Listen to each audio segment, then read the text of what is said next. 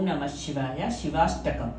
प्रभुं प्राणनाथं विभुं विश्वनाथं जगन्नाथनाथं सदानन्दवाजं भवद्भव्यभूतेश्वरं भूतनाथं शिवं शङ्करं शम्भुमीशानमीडे गलेरुण्डमालं तनौ सर्पजालं महाकालकालं गणेशादिपालं जटाचूटगङ्गोत्तरं गैर्विशालं शिवं शङ्करं शम्भुमीशानमीडे मुदामाकरं वन्दनं मण्डयन्तं महामण्डलं भस्मभूषाधरन्तं अनादिं ह्यपारं महामोहमारं शिवं शङ्करं शम्भुमीशानमीडे वटातो निवासं महाटट्टहासं महापापनाशनं सदा सुप्रकाशं गिरीशं गणेशं सुरेशं महेशं शिवं शङ्करं शम्भुमीशानमीडे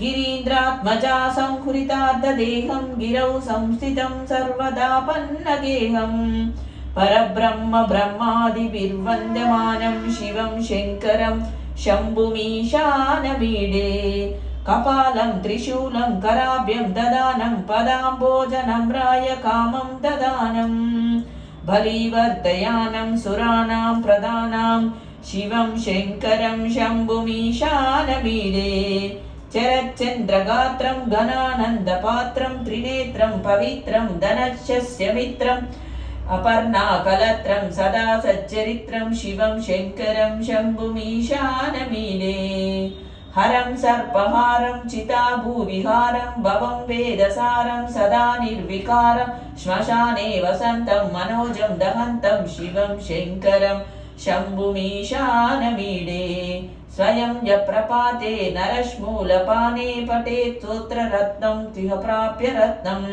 सुपुत्रं सुधान्यं सुमित्रं कलत्रं विचित्रैः समाराध्य मोक्षं प्रयाति। इति शिवाष्टकं सम्पूर्णम्।